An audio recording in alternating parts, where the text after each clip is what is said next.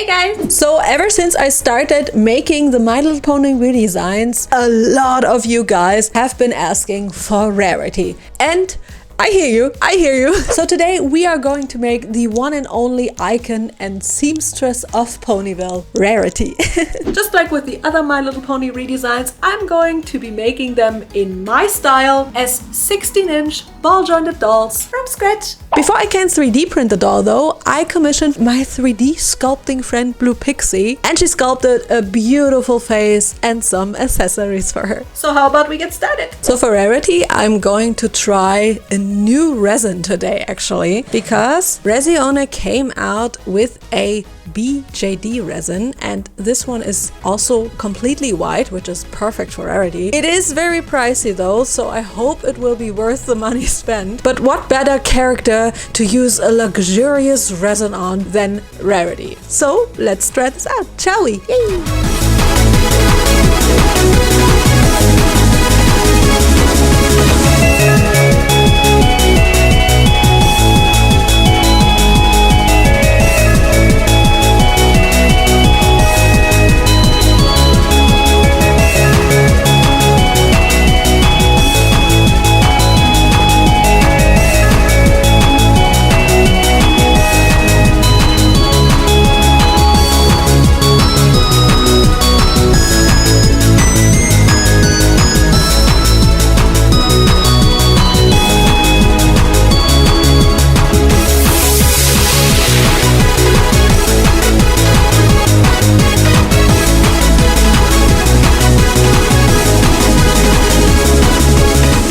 Assembled doll really looks and feels like a resin cast doll actually. This BJD resin is fantastic, but I don't know if I would be using it for all of my dolls in the future, as the color palette is still very limiting and it's just really expensive, but I truly love it.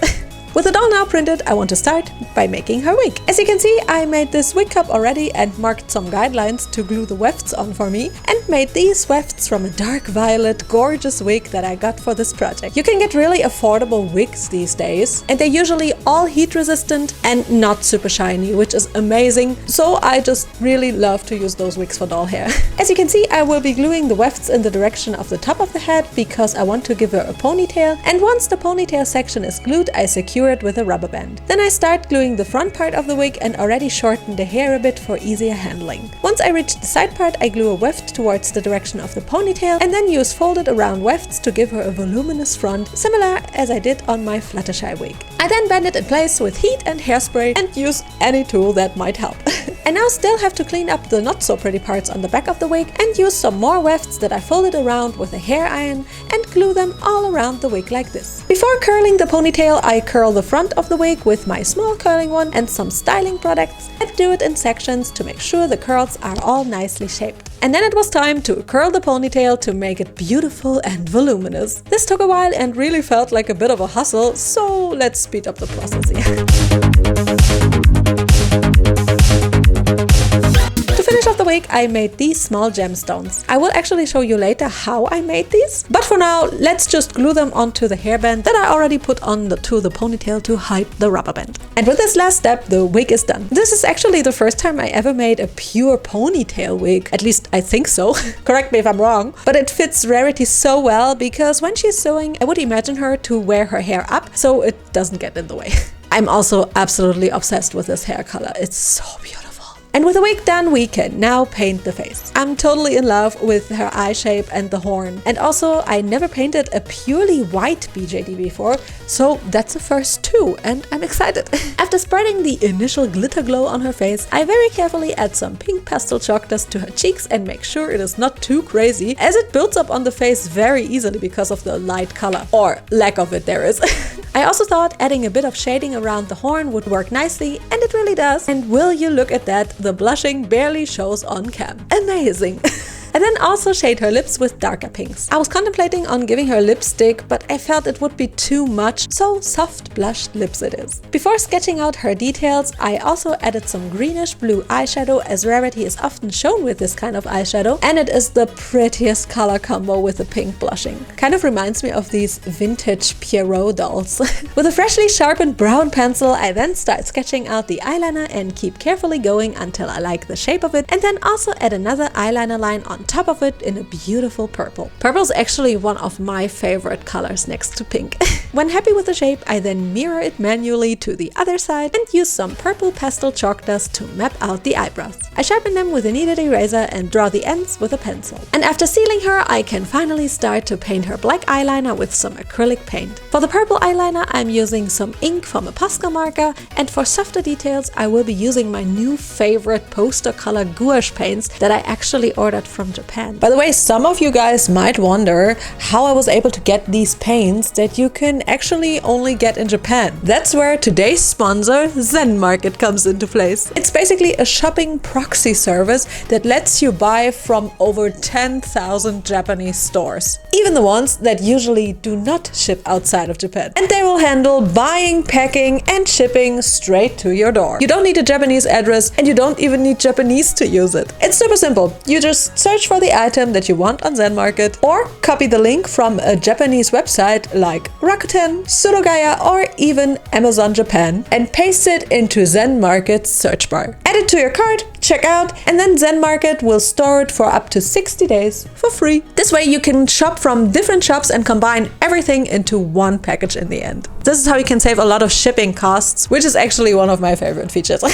And since Zen Market has been around for years, it is trusted by over 2 million users worldwide. They support 19 languages, offer great customer service, and make sure that everything is packed super safe without any consolidation fees. And if you sign up today using my code Moonlight Jewel, you will get 1,000 Zen points, which is basically 1,000 yen off your international shipping fee. So if you ever wanted to grab something rare or exclusive from Japan, check out Zen Market through the link in my description. I actually have been using it a bunch of times to get collectibles and cool things from Japan, and it just makes the whole process so much easier. You don't actually have to go there. Thanks again, Zen Market, for sponsoring another video, which will continue right now.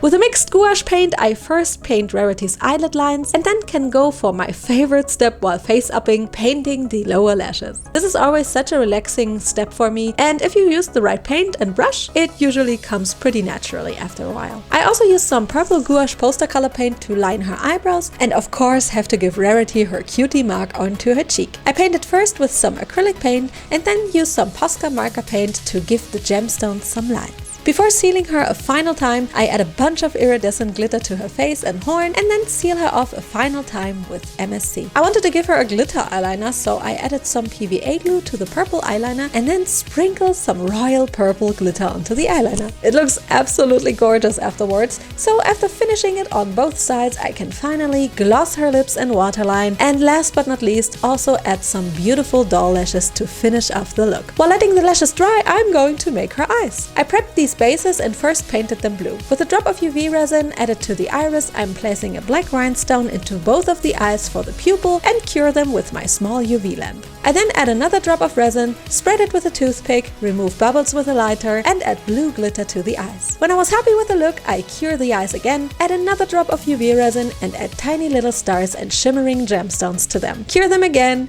and add one final doming layer of resin for the finished look. Again, remove bubbles if necessary, and then cure the eyes one final time, while constantly changing focus.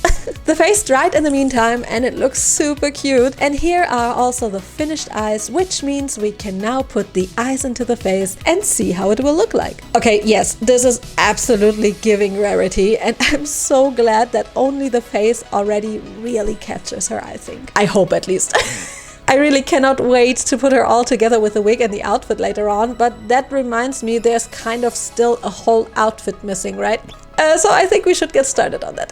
So you guys are probably now super curious what I have even planned for Rarity's outfit, right? Rarity personally gave me always super chic and elegant designer vibes, especially Chanel. So I was actually inspired by these iconic Chanel runway looks from the 90s. These are just so good. And since she is the fashion designer, I wanted to make the outfit transformable from an elegant day outfit at the boutique to a super chic look for a girls' night out. That's why I want to give my Rarity a strapless top bedazzled with rhinestone chains, some elegant tailored shorts. On top of the top, she will then wear a cropped Chanel-inspired blazer, and her shorts will have a back ribbon that is actually a transformable skirt that she can wear on top of the shorts to transform them. Of course, she also needs a luxurious shawl made from super soft purple fur fabric, some tights and Louboutin heels, of course. And to finish off the outfit, she will also get a cool belt and a necklace and some ankle straps. And of course, she can't be missing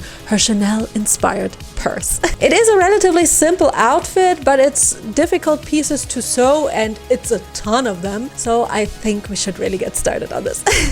For Rarity's top, I cut the pattern pieces from black cotton fabric already and first sewed all the pieces together like this, finished sides in. I then used my almost empty OOAK glue to glue around the bottom and top seam allowance of the top, which took a bit time, but afterwards I could put it on a little mannequin that I 3D printed on my filament printer for easier handling, so I can now bedazzle it. I will be using this dazzling rhinestone chain and will glue it to the top with more OOAK glue that I will be spreading though with a toothpick for more accuracy. I was kind of gluing with the flow. Yeah, I was actually kind of gluing with the flow here.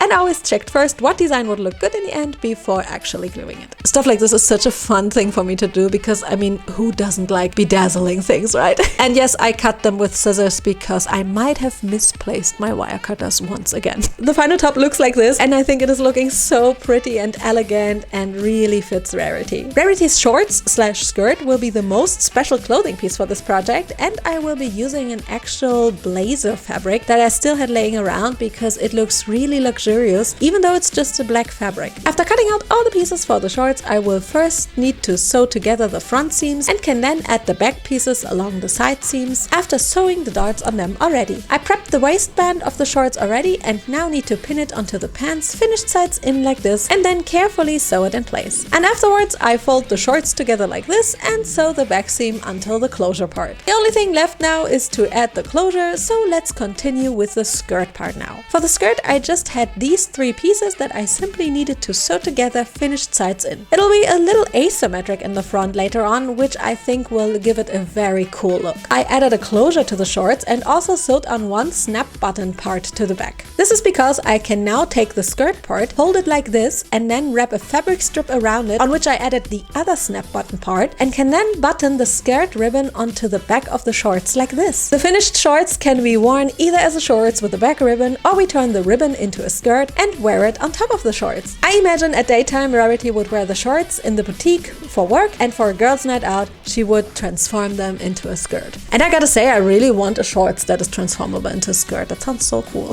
To make Rarity's cropped blazer, I was actually really searching for a luxurious, beautiful Chanel-esque fabric, and I was almost giving up, but then I found the perfect fabric. Look at this beautiful lilac structured boucle fabric, which is also super velvety soft and just absolutely stunning. I actually would love to make myself something out of this, but the dolls come first here. So let's make her blazer. As you can see, I already cut out all the pattern pieces for the blazer, which is quite a few this time, and was able to fray check the edges by simply burning them off with a lighter since the fabric is synthetic. To start sewing the jacket, I first sew together the backside of the jacket, good sides in. After sewing, I also pressed the seams neatly and now already prepped the collar by sewing the two collar pieces together and turning them inside out. I then set it aside and take my front jacket pieces and sew them onto the jacket along the shoulder seams. I was happy that the fabric was really easy to sew, which made things a lot less of a hassle than the chiffon layers on Fluttershy's dress. After sewing the front pieces, I can then attach the collar and also fold the lapel collar and sew it in place simultaneously. To make the sleeves, I already sewed together the 2 sleeve pieces, as it is a 2-sleeve seam this time, and will now add a cuff to the sleeve like this, so I can then afterwards fold it around towards the right side of the fabric like this. I did already sew on one sleeve to the jacket and now just need to do that to the second sleeve and also clean up the bottom seam allowance with some seam tape. Now I just need to add some buttons to the jacket. I still had some button-like nail art thingies laying around that actually fitted perfectly for this project, so I simply glued them onto the jacket. And yes, they're fake, but the jacket does actually close with a little hidden snap button. I really love how the jacket looks like, and the material really makes it special, I think. On top of her jacket, I wanted Rarity to wear kind of a fur shawl, so I cut the plush fabric I got and some lining for it and marked the little pull-through hole that I will be adding to the shawl and which I will be first needing to sew. So I pinned the fabrics together, good sides in, and sew around the pull-through in a rectangle. Then the scariest part was about to come, because I now had to cut into that pull-through, then remove the pins and turn the whole thing inside out through this little hole. And then I needed to fold the fabrics good sides together again and sew as much as possible all the way around it. This was a bit tricky because the plush fabric is so slippery together with the lining, but you just need to take your time with this. As you can see, I already turned it inside out here and now just need to close the remaining part, and I simply glue it together with my OOAK glue. And the $1,000,000 question is now, does the pull through even work and does it look good? And yes, indeed, it looks fantastic. Love it when things work out for once. I might have to record this voiceover twice because the audio was corrupted. To make Rarity's shoes, I asked Blue Pixie if she could just make some simple high heels because I wanted them to look like Louboutins. So I simply printed them in some leftover resin, as I'm going to be painting them anyway, and after washing and curing them, will do exactly that. After painting them black, I then of course had to paint the sole in the signature red shade. Such a pretty color actually, and it kind of reminds me of Hextian's dolls. For Rarity's tights, I will just again use actual human tights because I can never seem to find this exact particular fabric anywhere, and it needs to be really elastic, and mesh is usually not it. So I'm just gonna use those.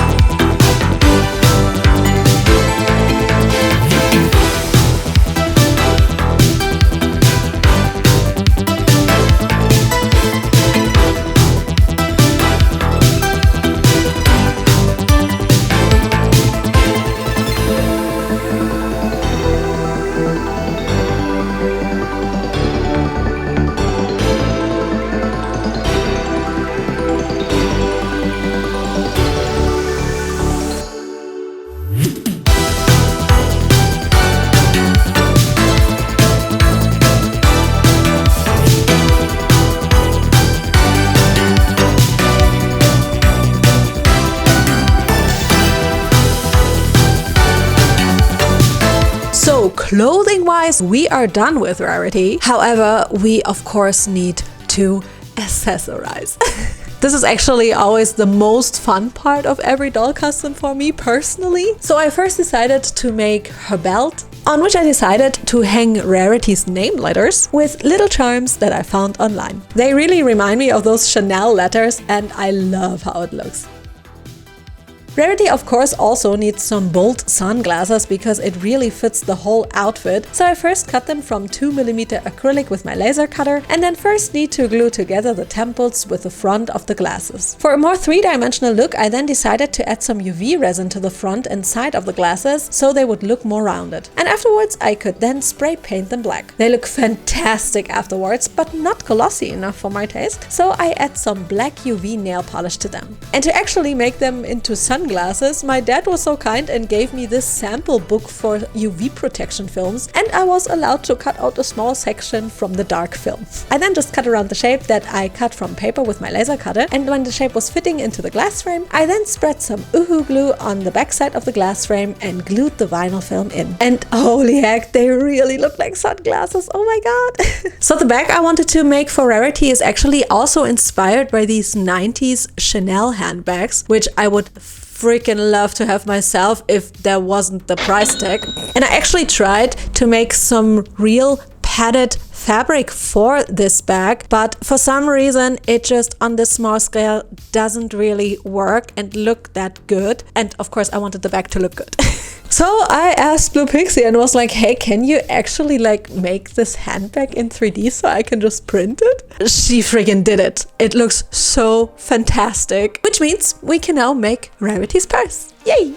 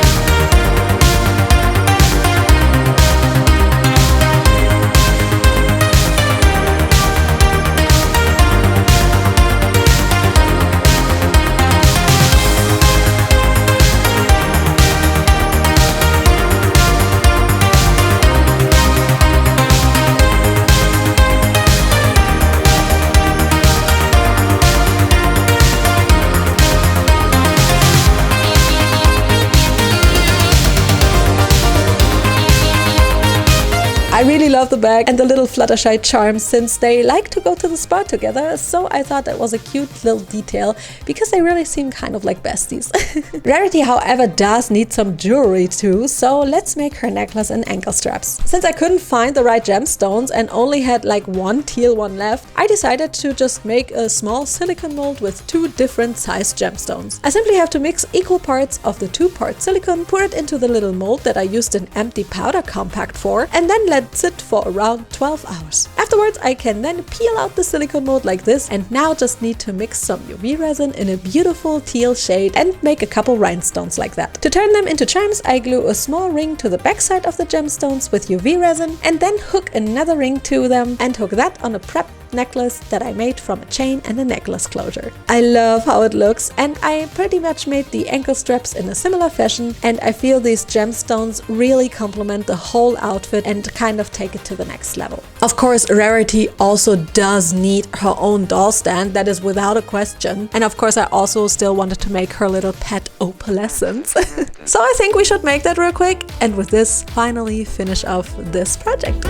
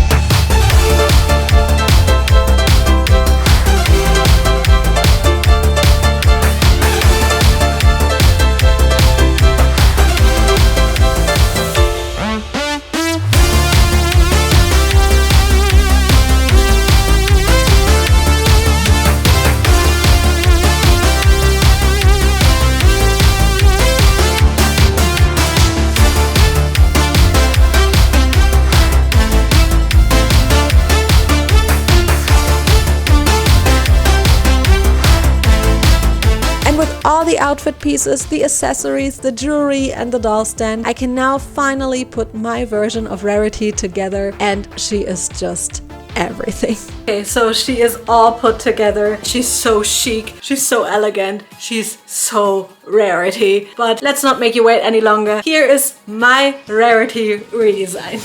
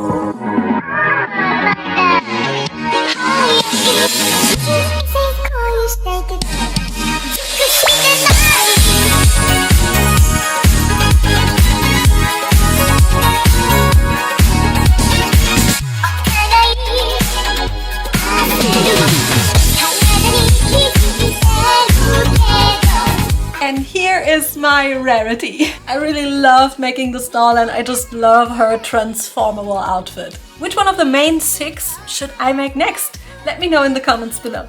Also, in my next video, I'm going to be trying something completely new. If you follow my posts on the community tab, you probably have an idea what that could be. So I hope you're looking forward to that. Alright, that's it for this video. Thank you so much for watching and don't forget to comment, subscribe and hype this video if you want to. Okay, bye!